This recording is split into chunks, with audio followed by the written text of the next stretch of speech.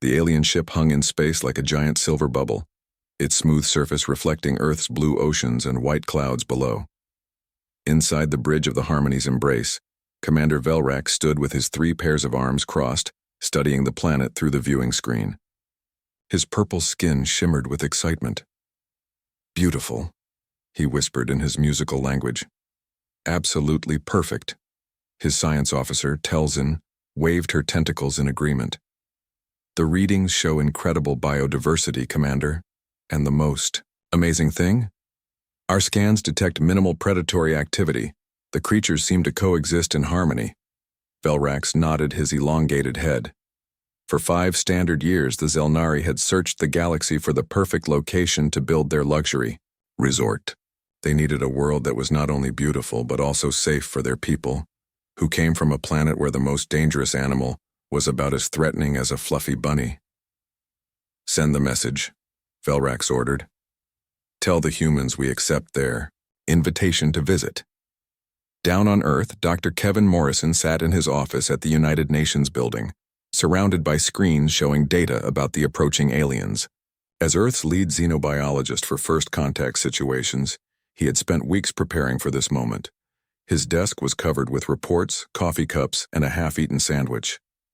"They're coming down," announced his assistant, Maria, poking her head through the door. "The Secretary General wants you in the landing area in 10 minutes. Kevin grabbed his jacket and followed Maria through the maze of corridors. His mind raced with thoughts about the Zelnari. From their initial communications, they seemed like peaceful explorers, almost childlike in their enthusiasm for new discoveries. They had specifically requested to see Earth's natural wonders and learn about the planet's harmonious ecosystem. Kevin couldn't help but smile. The Zelnari were in for quite a surprise. The alien shuttle landed with surprising grace on the designated platform. It looked like a teardrop made of mercury, with no visible engines or windows. A ramp appeared from nowhere and 5 Zelnari emerged. They were taller than humans, with long limbs and skin that shifted between purple and blue. Each had 6 arms, and moved with a fluid grace that reminded Kevin of dancers. Their large eyes, completely black, seemed to take in everything at once. Ambassador Lisa Hernandez stepped forward, her professional smile perfectly in place. "Welcome to Earth," she said, her words translated by the small device on her collar. "I am Ambassador Hernandez, and this is Dr. Kevin Morrison, our xenobiologist." Commander Velrax bowed, a gesture that involved all 6 arms moving in a complex pattern. "We are honored to visit your paradise world," he said, his voice sounding like wind chimes. "The beauty we see from orbit fills us with joy." Kevin noticed how the aliens kept looking around with wonder, as if they couldn't believe the peacefulness of their surroundings. Even the pigeons pecking at crumbs nearby seemed to fascinate them. "Your atmosphere is so clean," commented Telzin, the science officer. "And these small flying creatures, they show no fear of larger beings. Remarkable." Kevin exchanged a quick glance with Ambassador Hernandez. The pigeons weren't afraid because they were used to humans, not because Earth lacked predators, but he kept quiet. There would be time for education later. "We have prepared a tour for you," Ambassador Hernandez said smoothly. "Dr. Morrison will show you some of our natural habitats, and then we'll visit his research facility to learn more about Earth's ecosystems." "Excellent." Velrax's eyes seemed to grow even larger. "We are particularly interested in your oceans. Our scans show vast areas of peaceful marine life, perfect for our proposed resort development." Kevin almost choked on air. Peaceful marine life? Had they never heard of sharks? Or killer whales? Or even jellyfish? "Of course," he managed to say. "We'll be happy to show you everything." As they walked toward the waiting vehicles, Kevin overheard the Zelnari chattering excitedly among themselves. Words like perfect, peaceful, and paradise kept repeating. They pointed at squirrels running up trees and birds flying overhead, marveling at how the animals seemed to ignore each other. Kevin knew the truth. Those squirrels were just fast enough to avoid hawks, and those birds were constantly watching for cats. Nature's peace was really just a temporary ceasefire between meals, but the Zelnari would learn. Oh yes, they would learn. For now, though, Kevin simply smiled and led the way, already planning which videos to show them first. The piranhas could wait. First, he'd let them enjoy their illusion of paradise for just a little while longer. Central Park stretched out before them, a green oasis in the middle of New York City. The Zelnari delegation walked slowly, their 6 arms waving gently as they pointed at everything with childlike wonder. Ambassador Lisa Hernandez led the way, her heels clicking on the paved path, while Kevin Morrison brought up the rear, watching the aliens' reactions with hidden amusement. "Look at those creatures," Velrax exclaimed, pointing at a group of squirrels, gathering acorns near an oak tree. "They collect food without fighting. Such cooperation." Kevin bit his tongue. He wanted to tell Velrax about the territorial battles squirrels fought, or how they would steal from each other's winter stores. But the commander looked so happy that Kevin decided to wait. Telzin, the science officer, had stopped to examine a robin pulling a worm from the ground. "Fascinating," she said, her tentacles quivering. "The flying creature takes sustenance from the soil dweller, yet there is no violence. The worm accepts its fate peacefully." Kevin coughed to hide his laugh. The worm wasn't accepting anything. It was trying desperately to escape. But from a distance, he supposed it might look peaceful. "This is exactly what we hope to find," Velrax said, turning to Ambassador Hernandez. "A world where all creatures live in harmony. Our people will feel safe here." They continued walking past the boat pond, where ducks paddled serenely on the water. A mother duck led her ducklings in a perfect line, and the Zelnari made sounds of delight that reminded Kevin of cooing doves. Even the water creatures follow. "Orderly patterns," noted another alien diplomat named Zorax. "No chaos, no fear, just peaceful coexistence." Kevin remembered the last time he'd seen ducks at this pond. A snapping turtle had grabbed one from below. But today, everything looked postcard perfect. Ambassador Hernandez guided them to a bench near a flower garden. Bees buzzed from bloom to bloom and butterflies danced in the air. The aliens sat down carefully, their long limbs folding in ways that seemed impossible. "Dr. Morrison," Velrax said, turning his large black eyes toward Kevin, "your world is remarkable. We have visited 17 planets in our search for a resort location, and none compare to Earth's tranquility." Kevin shifted uncomfortably. "Well, Commander, Earth has many different environments. This park is maintained by humans to be a peaceful space within our city. But surely the wilderness areas are equally harmonious," Telzin asked. "Our orbital scans showed vast forests and jungles with abundant life." "They are abundant, yes," Kevin replied carefully. He thought about his grandmother's stories of her research trips to the Amazon, tales of caimans, anacondas, and army ants that could strip a carcass clean in hours.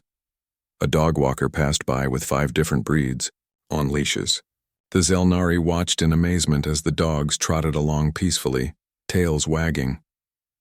"Even your domesticated predators show no aggression," Velrax observed.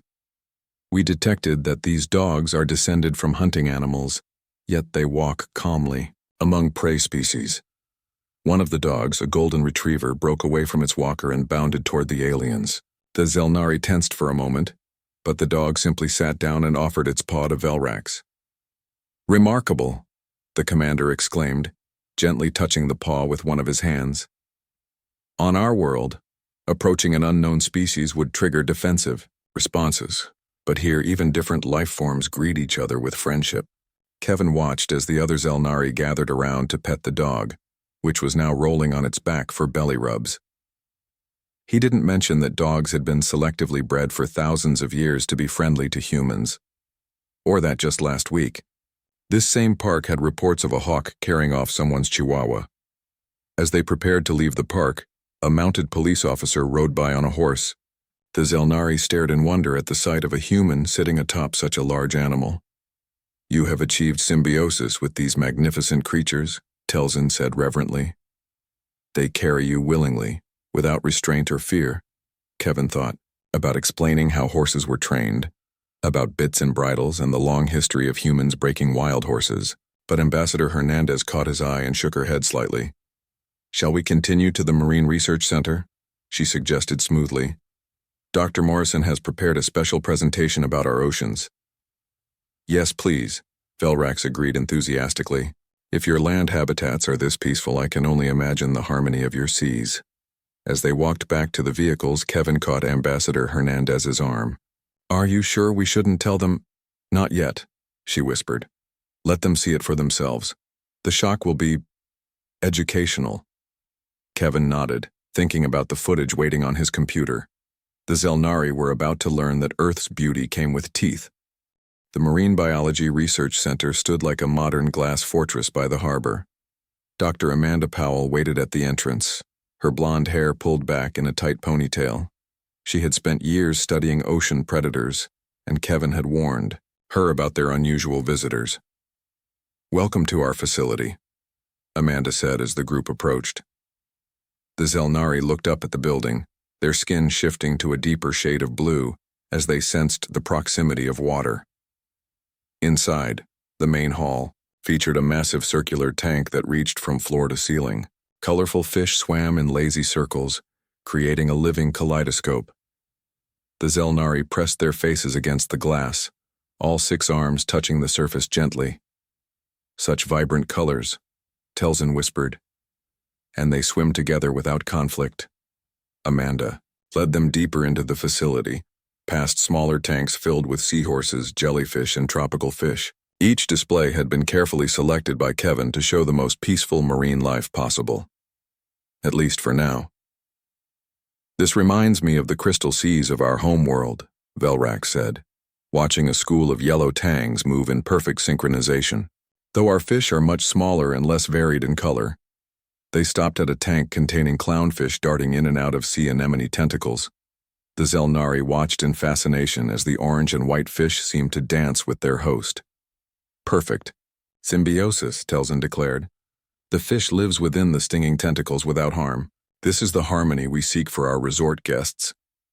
Kevin and Amanda exchanged glances. Neither mentioned that the clownfish had evolved this relationship as protection from predators, or that the anemone benefited by eating the clownfish's leftovers, and occasionally they're dead.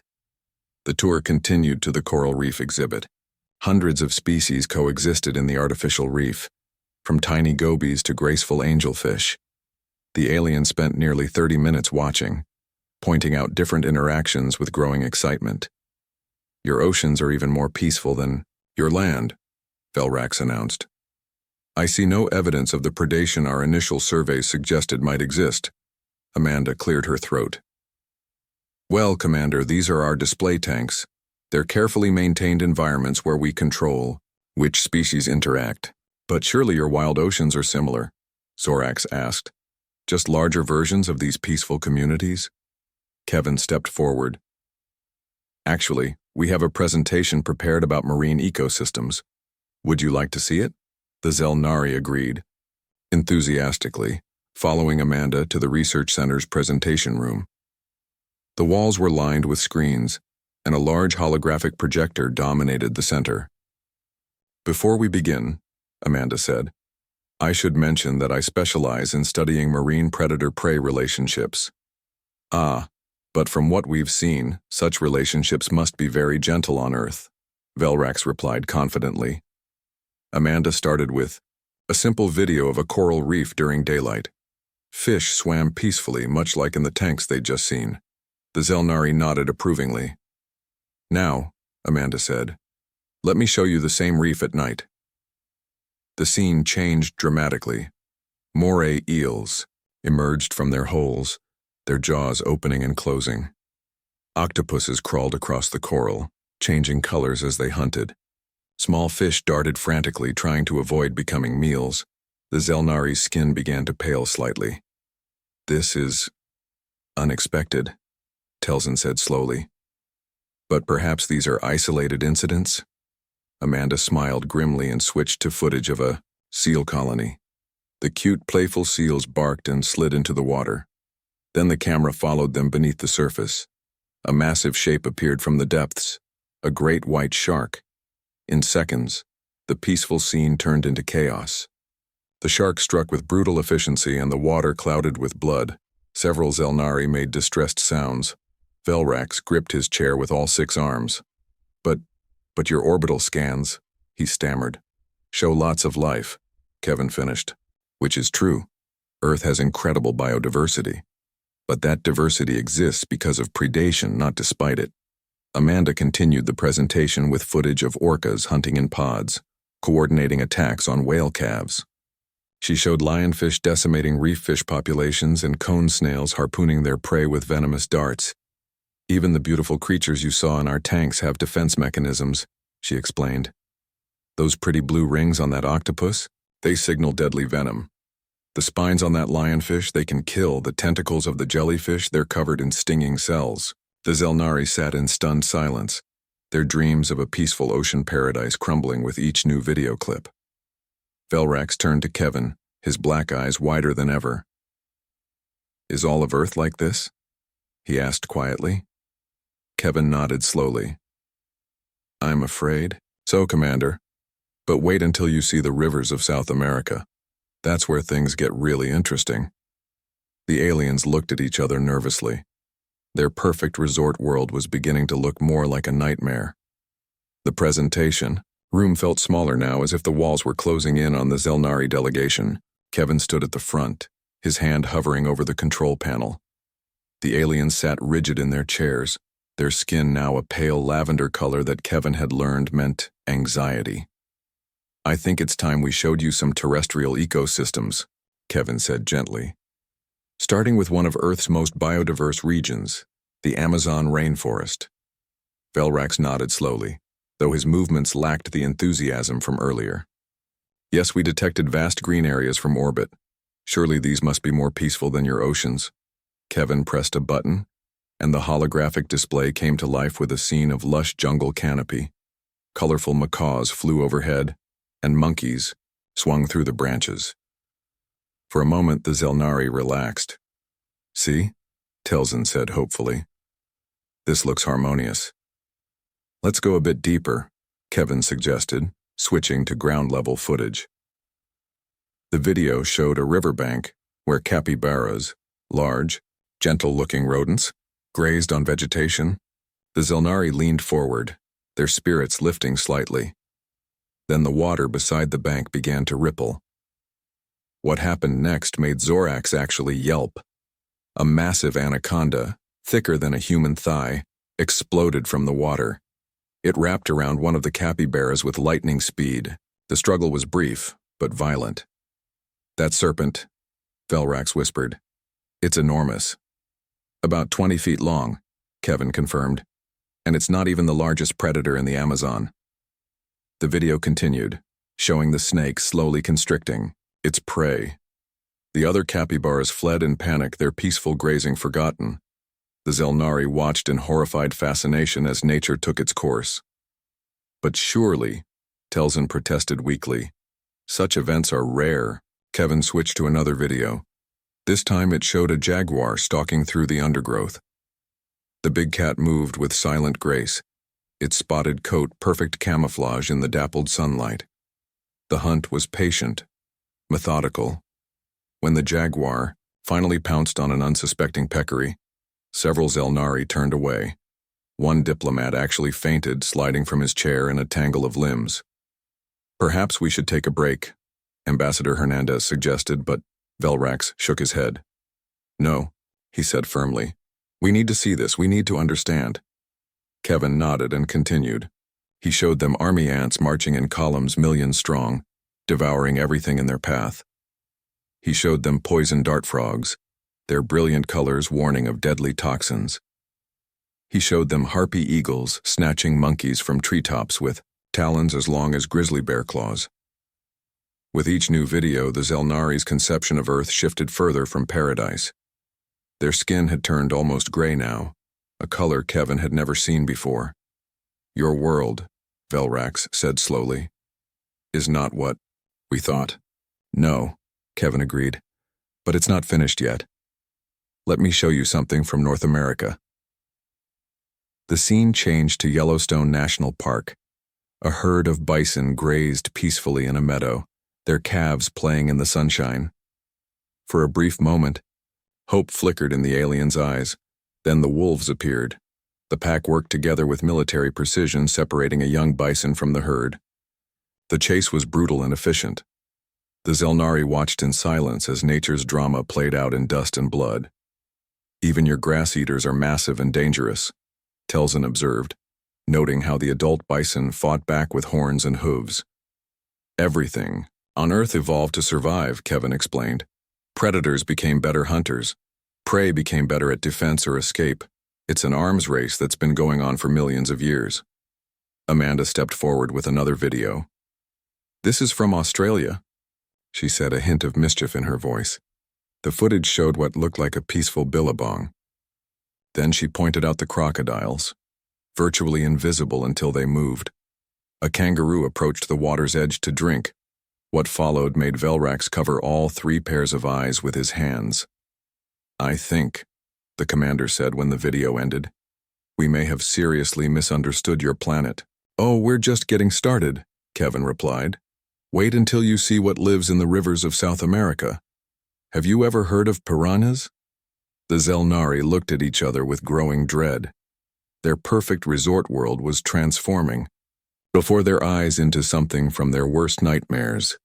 Ambassador Hernandez leaned over to Kevin and whispered, Are you sure about the piranha footage? Kevin smiled grimly. They wanted to understand Earth. I think it's time they saw why humans are the way we are. We didn't become the dominant species by being peaceful. The aliens huddled together, their dreams of paradise rapidly dissolving. And Kevin cleared his throat, drawing the attention of the shaken Zelnari delegation. Their skin had taken on a sickly gray-green color that made them look ill.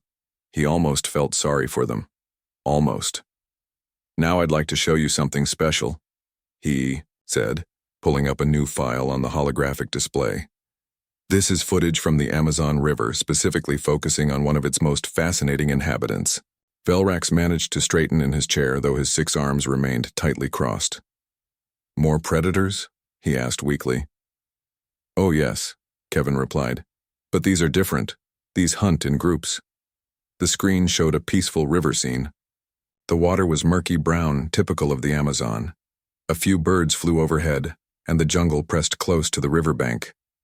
This looks calm, Telzin observed hesitantly. Wait for it, Amanda murmured from the side of the room. On screen, local fishermen appeared, dropping something large into the water, a cow carcass. The Zelnari shifted uncomfortably but kept watching. This is time-lapse footage, Kevin explained.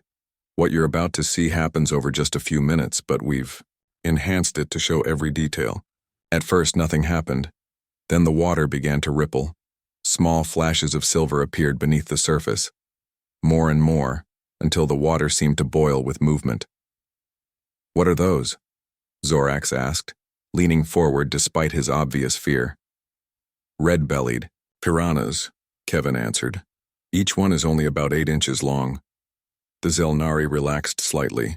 After anacondas and jaguars, small fish didn't seem so threatening. Then the feeding began. The water exploded into chaos.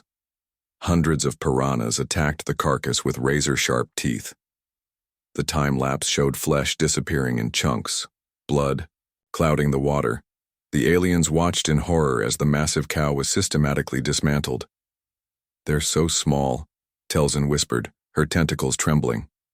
But so many. And so efficient, Kevin added. Their teeth are like surgical instruments. They can strip a carcass clean in minutes. The footage continued relentlessly. Bone began to appear as meat vanished. The water turned dark red. The piranhas worked with mechanical precision, each bite perfectly placed. One of the younger Zelnari diplomats made a strangled sound and fled the room. Another followed quickly after. Velrax remained, though his large black eyes seemed unable to look away from the screen. They worked together, he said softly, like an army. Exactly, Kevin confirmed. And they're not even the most dangerous thing in that river. Want to see the candiru? It's a tiny fish that can swim up. No! Velrax almost shouted, startling everyone. No more fish, please. But the piranha footage wasn't done. The time-lapse showed the final moments as the cow was reduced to a skeleton. The bones gleamed white in the murky water, picked completely clean. In real time, this took about 7 minutes, Kevin informed them. 7 minutes for hundreds of small fish to consume a 1,000-pound animal. Velrak stood up shakily, using all 6 arms to steady himself. "This cannot be real," he said. "Your planet cannot function like this. The violence, the constant death." "But it does function," Amanda interjected. "That's what's remarkable about Earth. All this predation creates balance. The piranhas keep populations in check. They clean up dead animals. They're part of a complex web of life." "A web of death," Telzin corrected, her skin now almost white. Kevin decided to drive the point home. He showed them additional footage. Piranhas attacking a caiman that ventured too close. Piranhas in feeding frenzies during the dry season when food was scarce. Even piranhas cannibalizing each other when necessary. "You see?" he explained. "On Earth, even the small creatures can be deadly when they work together. Size doesn't always matter, strategy does." Velrak slumped back into his chair. We believed your world was a garden, a paradise where life existed in harmony." "It is a garden," Ambassador Hernandez said gently. "Just not the kind you imagined. Earth's beauty comes from its complexity, from the intricate dance of predator and prey." "Dance?" Velrax repeated incredulously. "This is not dancing, this is warfare." Kevin nodded. "Yes, it is. And humans evolved here, in the middle of all this. We learned to be predators when necessary, to defend ourselves against other predators, to understand and work with these systems." The commander looked at him with something like dawning horror. "You are products of this world. You grew up surrounded by such violence." "We did," Kevin agreed, "and we learned to thrive in it. That's why we're having this meeting, isn't it? Because humans reach the stars, despite coming from what you would call a death world." The room fell silent except for the sound of one Zelnari quietly weeping in the corner. Their dreams of a peaceful resort planet lay in tatters, much like the cow in the piranha footage. Kevin looked at the traumatized aliens and decided they might as well see everything. No point in sugarcoating Earth's reality now. He glanced at Amanda, who nodded and pulled up her own collection of footage. "Since we're being honest about Earth," she began, "let me show you some of our ocean's apex predators in action." The holographic display flickered to life with crystal-clear underwater footage. A group of seals played in the waves, their sleek bodies twisting gracefully through the water. For a moment, the Zelnari seemed to relax slightly. Then the orcas arrived. The killer whales worked as a team, creating waves that washed seals off ice floes. They tossed their prey into the air like toys before the final crushing bite. The Zelnari watched in stunned silence as these intelligent predators displayed both playfulness and lethal efficiency. "They're teaching their young to hunt," Amanda explained as a mother orca demonstrated techniques to her calf. "They pass down hunting strategies through generations." "Intelligent predators," Velrax murmured. "That's even worse somehow." Kevin took over again, switching to footage from the African savanna. "Let's look at some land predators," he said, almost cheerfully now. The video showed a pride of lions stalking a herd of wildebeest. The hunt was patient, coordinated, and, ultimately, brutal. The Zelnari flinched as the lions brought down their prey, working together to suffocate it. "Even your grass-eaters fight back," Telzin observed as the footage showed a buffalo goring a lion with its horns. "Everything on Earth fights to survive," Kevin confirmed. "Even the prey species are dangerous." He continued the presentation with nature's greatest hits, cheetahs running down gazelles at 70 miles per hour, crocodiles performing death rolls, eagles snatching mountain goats off cliffs. Then he switched to something different. "Now let me show you something really interesting," he said, pulling up footage of a praying mantis. The Zelnari perked up slightly. The insect looked almost cute, with its large eyes and folded arms, sitting peacefully on a leaf. Then it caught a butterfly. The mantis moved with lightning speed, grasping its prey with spiked forelegs. It began eating the butterfly while it was still alive, starting with the head. The Zelnari made sounds of distress. "But wait," Kevin said. "It gets better." The next video showed two mantises mating. Everything seemed peaceful until the female suddenly turned and bit off the male's head. She continued eating him while they were still coupled. Velrax stood up abruptly. She's eating her mate, while they're reproducing, yes, Kevin finished. It's actually quite common in some Earth species. The male's sacrifice provides nutrients for the eggs. Several Zelnari turned various shades of green and purple, colors Kevin had never seen before. Amanda took over with marine footage again. "Let me show you the box jellyfish," she said. The transparent creature drifted beautifully through the water, its tentacles trailing like gossamer threads. "It's pretty," one alien ventured hesitantly. "It's one of the most venomous creatures on Earth," Amanda replied. "Those tentacles contain enough toxin to kill 60 humans." She followed with footage of cone snails harpooning fish with venomous darts, stonefish camouflaged on the ocean floor with deadly spines, and blue-ringed octopuses flashing their warning colors. "Even the smallest creatures here are lethal," Telzin said weakly. "Is nothing on this planet safe?" Kevin thought for a moment. "Well, there are some herbivores that aren't dangerous. Rabbits, for instance." He showed them footage of a cute bunny nibbling grass. The Zelnari began to relax. Then a hawk swooped down and carried it away. "Of course," Kevin added. "They're prey for everything else." The final straw came when Kevin showed them footage from an ordinary house. "Even our homes aren't free from predators," he explained, showing a common house cat. The cat looked adorable, rubbing against furniture and purring. Then the video showed it hunting. The feline stalked a mouse with professional precision, played with it cruelly, and finally killed it with casual efficiency. "We keep predators as pets," Kevin said. "We find them comforting." Velrax looked at him as if he'd grown another head. "You invite killers into your homes for comfort?" "They're very good at controlling pests," Kevin explained. "And they're soft and warm." The commander turned to his delegation.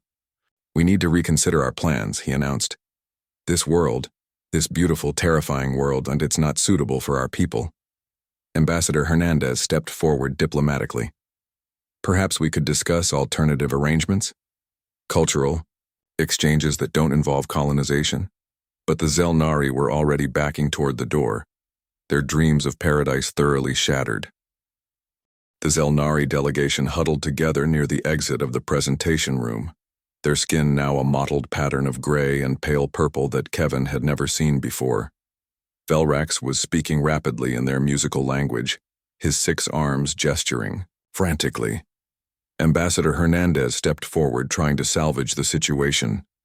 "Commander Velrax, please, let's discuss this further. Earth has much to offer beyond what you've seen today." Velrax turned to her, his large black eyes wider than ever. "Ambassador, with all respect, your planet is a nightmare disguised as a dream. We cannot, in good conscience, bring our people here." Kevin felt a twinge of guilt. Maybe he had gone too far with the presentations.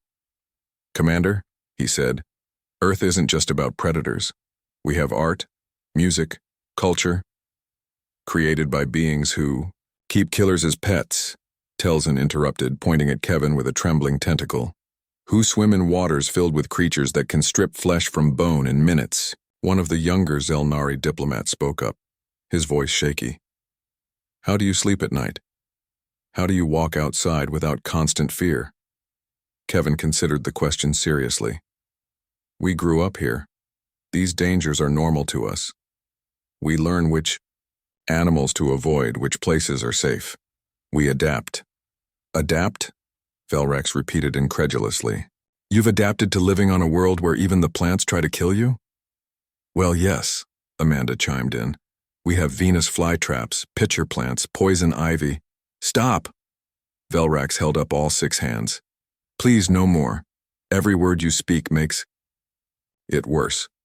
The commander turned to his team and spoke quickly in their language. They nodded in unison, their skin colors shifting to match each other in what Kevin realized must be some form of emotional synchronization. "We thank you for your honesty," Velrax said formally, addressing Ambassador Hernandez. "But we must decline any further discussions about establishing our resort here. We will be leaving immediately." "But your scheduled visit was supposed to." Last 3 days, the ambassador protested. That was before we knew the truth, Velrax replied. He looked around the room as if expecting something to jump out and attack them. We have urgent diplomatic matters elsewhere. Kevin stepped forward one last time. Commander, before you go, I'm curious. How did your species become spacefaring if you come from such a peaceful world? Velrax paused at the door. We developed space travel to explore, to find beauty in the universe. We never needed to fight for survival like you did. He shuddered. We never had to evolve alongside monsters. But that's what made us strong, Kevin said. That's why humans can adapt to almost any environment. We learned to survive here, so we can survive anywhere. The commander studied him for a long moment. You speak as if you're proud of coming from this death world. I am, Kevin replied simply. Earth made us who we are. Velrax shook his head slowly. Then I pity you, Dr. Morrison. And I fear you. Any species that can thrive on such a world. He didn't finish the sentence. The Zelnari delegation moved toward the building's exit in a tight group, casting nervous glances at the potted plants in the lobby. When they reached the doors, one of them jumped back with a squeal as a pigeon landed nearby. It's just a bird, Amanda called out. It won't hurt you. That's what you said about the fish, Telzin shot back. Outside, their shuttle waited on the landing pad. The aliens practically ran toward it, their long limbs carrying them in rapid, awkward strides. Halfway there, a squirrel darted across their path, and the entire delegation froze. In terror, Kevin and Amanda watched from the building entrance as Ambassador Hernandez tried to hurry them along. The squirrel, oblivious to the panic it had caused, continued gathering acorns. You know, Amanda said thoughtfully, I think you might have overdone it with the mantis mating footage. Kevin shrugged. They wanted to understand Earth. Now they do. The shuttle's door closed with a hiss, and moments later, it lifted off. The Zelnari were leaving Earth far ahead of schedule, their dreams of a peaceful resort planet thoroughly destroyed. Ambassador Hernandez walked back to them, her professional composure finally cracking. Well, she said, that could have gone better. Could have gone worse, Kevin countered. They could have tried to build their resort and then discovered the truth when tourists started disappearing. I suppose, she sighed, though I doubt they'll be recommending Earth to anyone else. Kevin smiled. Exactly. Sometimes the best defense is a good horror show. Above them, the alien shuttle grew smaller in the sky, carrying the traumatized Zelnari back to their ship and away from Earth's beautiful, terrible embrace. 6 months had passed since the Zelnari's hasty departure. Kevin Morrison sat in his office at the Marine Biology Research Center, feeding his pet tarantula Charlotte. The spider delicately took a cricket from his tweezers, and Kevin smiled as he watched her eat. A knock at the door interrupted his routine. Ambassador Lisa Hernandez walked in, carrying an official-looking folder and wearing an amused expression. I thought you'd like to see this, she said, handing him the document. Kevin opened it and burst out laughing. Inside was Earth's official designation from the Galactic Council, Class 12 Death World, tourist access restricted.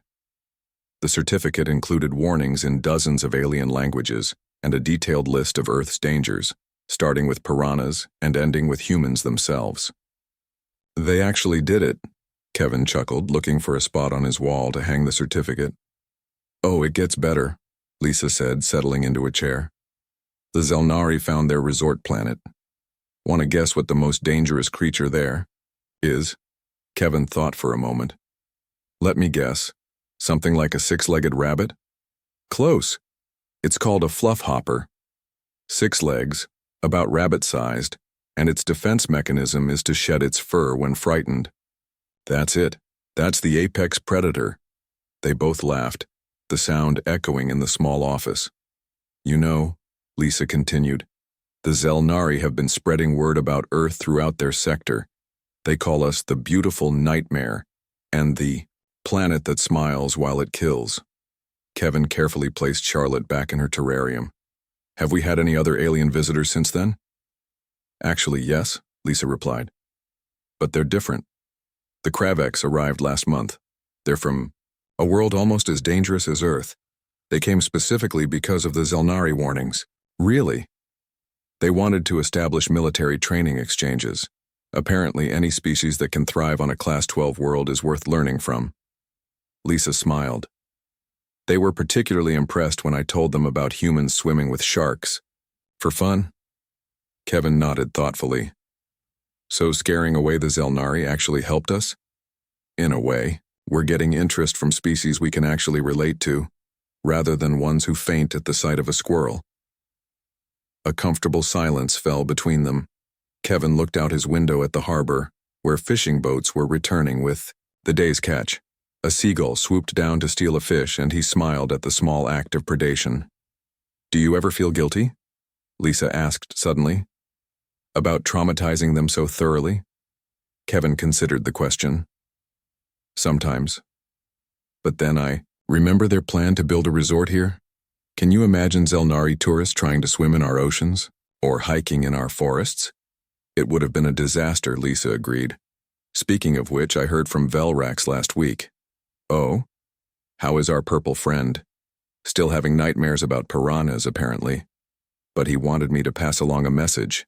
He said, "Thank you for showing us the truth even though it haunts us." Kevin felt a moment of warmth toward the alien commander. They're not bad people, just sheltered. Very sheltered, Lisa laughed. Oh, and they've added a new course to their xenobiology curriculum, Identifying Death Worlds, a Survival Guide. Let me guess, Earth is the case study? Chapter 1, with full-color illustrations. They shared another laugh. Kevin turned to his computer and pulled up his latest research project, a study on box jellyfish venom. The screen filled with data about one of Earth's most lethal creatures. You know what's funny? He said. I've been studying these deadly animals my whole career, and I never really thought about how terrifying they'd be to outsiders. To me, they're just nature. That's because you're human, Lisa replied. We evolved here. This is normal to us. Kevin nodded and glanced at the framed certificate again. Class 12 Death World, he read aloud. I think I'll hang this right, next to my PhD. As Lisa left, Kevin turned back to his work. Outside, life continued in all its beautiful, dangerous glory. Predators hunted, prey fled, and humans went about their day, comfortable in their deadly paradise. He smiled, thinking about the Zelnari on their fluffy hopper world. They had their peace, and Earth had its truth. Both planets were exactly where they belonged in the vast, varied universe. And if any other aliens came looking for a peaceful paradise, well, Kevin still had that piranha footage ready to go.